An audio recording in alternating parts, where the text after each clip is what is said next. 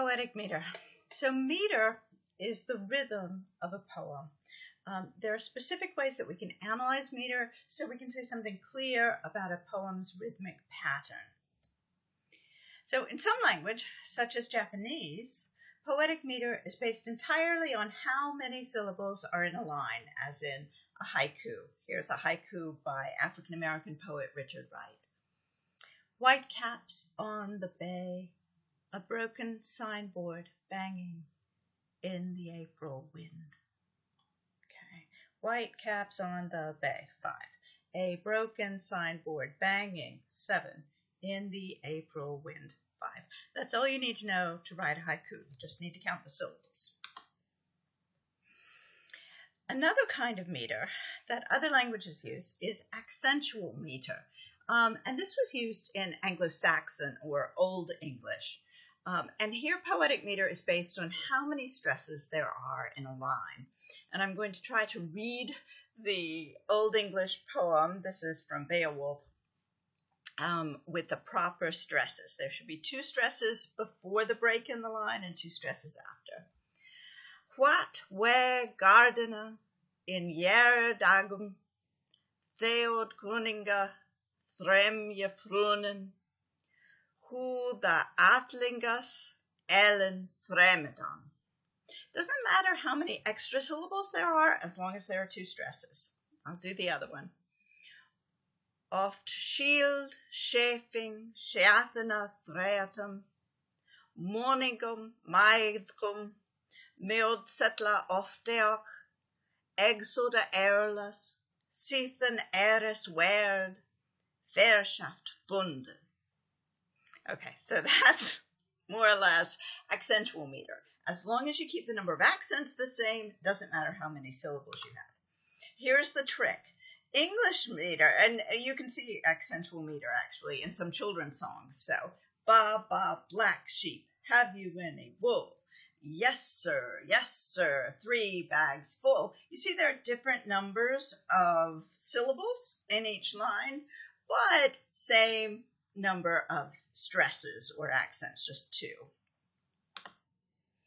So the trick here is that the dominant metrical system in English combines accentual and syllabic meter. So it takes account of both how many syllables are in the line and how many stresses are in a line. And that's what makes it a little bit complicated. Scanning a poem. When we talk about scanning a poem, we mean that we are analyzing its meter to determine its basic rhythm, and then to consider the relevance of that rhythm to the meaning of the poem. Poetry actually has a lot in common with music and the beats in music, and both poetry and music have mathematical foundations, and this is one of the places that you can feel it, you can see it. When we scan a poem, though, we begin by reading it out loud, saying the poetic lines out loud, paying careful attention to which syllables we would just naturally stress or pronounce with greater emphasis. Here's a poem, London by William Blake. I wander through each chartered street, near where the chartered Thames does flow, and mark in every face I meet marks of weakness, marks of woe. In every cry of every man, in every infant's cry of fear, in every voice, in every band, the mind-forged manacles I hear. Okay, to scan this poem, we mark each stressed and each unstressed syllable with a particular mark. So here are the marks I've chosen to use for this. They're pretty standard. I wander through each chartered street, near where the chartered Thames does flow, and mark in every face I meet marks of weakness, marks of woe. Okay, and then we go on and count the syllables, how many stresses there are in each line. So 1, 2, 3, 4. So there are 4 stressed syllables in each line. Now, once we've counted the syllables, we have a good idea of what the dominant meter of the poem is. Every line may not be the same, but usually there's one dominant meter or dominant pattern. In Blake's poem, we could scan all the lines and we would see that there are generally 4 stresses, 4 stressed syllables in each line. Okay, now poetry scansion uses some words that we derive from Greek to label that meter. So let's take a look at those. We measure the meter of a poem using the measurement of poetic feet. So a foot in poetry is generally 1 stressed syllable plus all the unstressed syllables that seem to go with it. There are a few exceptions, but that's the best way of thinking about it at this point. Here are all the terms that you're going to need that show the number of stresses or feet in a line. So you have 1 stress, the Greek prefix is mono, right? So it's mono plus meter, manometer. 2, dimeter. 3, trimeter. 4, tetrameter. 5, pentameter. 6, hexameter. 7, heptameter, and 8, octameter. You could conceivably go beyond that using other Greek prefixes, but by that point you're getting into huge, long poetic lines. Really, most of the time you'll only need to go up to about hexameter. Now and again you'll find a poem in octameter. Okay, so Blake's poem had 4 stresses per line, 4 poetic feet per line. So we can say its meter is tetrameter, right? 1, 2, 3, 4, tetrameter. Okay, so now we have the number of stresses per line, but remember we also have to say something about the number of syllables and the type of foot.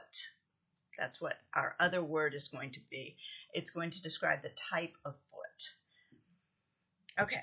So we try to determine the dominant type of foot, stressed and unstressed syllable combination, which seems prominent in the poem.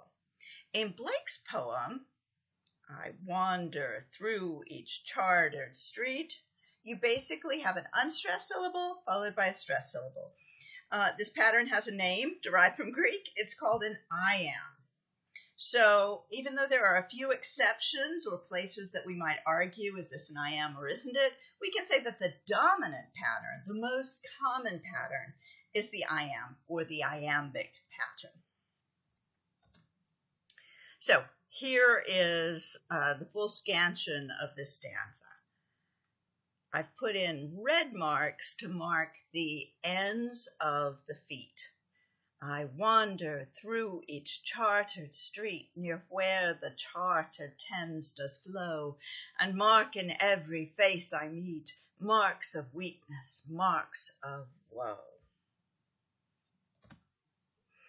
Okay, the iamb is one possible pattern, the most common pattern in English poetry, but there are other possible patterns as well, and here's the list of the ones you'll need to know. There's the iamb, 1 unstressed, 1 stressed. And when we're combining it with tetrameter, we use the adjective form, so iambic tetrameter. The anapest is also unstressed, but it's 2 unstressed syllables followed by a stressed syllable. Unstressed, unstressed, stressed. That's the anapest or anapestic pattern. The trochee starts with the stress. It's like the reverse of the iamb. Trochee, stressed, unstressed. And we call the adjective form, it's trochaic. And then there's the dactyl. And that's stressed, unstressed, unstressed. And when something has a dominant pattern of the dactyl, we call it dactylic. The last one you need to know, and it won't be for dominant meter, it'll just be for the occasional substitution, and that is the spondee, and that has 2 stresses right in a row. So we describe a poetic line by its type and the number of poetic feet. For example, 5 iambs, it's called iambic pentameter. If we have 4 trochees in a line, that's trochaic tetrameter. So, about Blake's poem London, we could say that its meter is iambic tetrameter. That means the dominant meter of the poem is 4 stresses to a line, and the dominant pattern or foot of syllable stress is iambic, unstressed, stressed. The iamb, as I said, is the most common poetic meter in English, and that's because it's so close to our natural speech rhythms. So we often speak in iambic pentameter without realizing it. Here are a couple of things you might just say in the course of a day that are perfect iambic. I'd like to have you meet a friend of mine. Did you take out the garbage yesterday? Both of those are iambic. There was, in fact, a professor who chose a day of the week, and on that day of the week, he tried to speak entirely in iambs, preferably in iambic pentameter, and just see if anybody noticed. And often they didn't. I know he needed to get a life. Rhythm and meaning. So first, I'm going to talk a little bit about each kind of foot, because each one has a different feeling about it. The Anapestic is the limerick meter. It's galloping, or it gives you a kind of light, happy, comic feeling. Here's a limerick, which you may or may not know. There was a young wife from Peoria who checked into the Waldorf Astoria, where she stayed for a week with 2 Swedes and a Greek in a state of near total euphoria. Okay, so that's the Anapestic, the limerick meter. The dactyl creates a kind of galloping sound, and is often used to mimic horses' hooves, as in Tennyson's Charge of the Light Brigade. Cannon to right of them, cannon to left of them, cannon in front of them, volleyed and thundered. Stormed at with shot and shell, boldly they rode and well, into the jaws of death, into the mouth of hell, rode the 600. Very rarely, though, do poems contain only one kind of poetic foot. Skilled poets use substitution. They vary their rhythms by putting in, say, a trochee or a spondee in a basically iambic poem. This has a couple of effects. It keeps poems from falling into a simplistic sing-song rhythm, right, like a lot of nursery rhymes or jump rope rhymes. And it also allows the poet to emphasize certain words or themes by breaking that rhythm. So when you're looking for the dominant foot, you want to discover which foot the poet is primarily using, even if there are some substitutions, so it's not absolutely every foot is an iamb. So here's an example of substitution from Shelley's poem, England in 1819. An old, mad, blind, despised, and dying king. Princes, the dregs of their dull race who flow. Okay, so look at the second foot in the first line. Instead of an iamb, Shelley's put there a spondee, and it really gives force to that line. An old, mad, blind, right, despised, and dying king. And then he makes another substitution at the beginning of the second line, princes. Right? And breaking that puts a lot of emphasis on princes, as well as varying the rhythm. Okay, that's the basics. You may want to go back and review a little bit.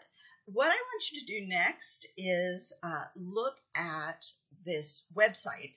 It's called For Better or Verse at the University of Virginia. I've given you its web address here, but you should be able to click onto it through the Navigating Week 2 page.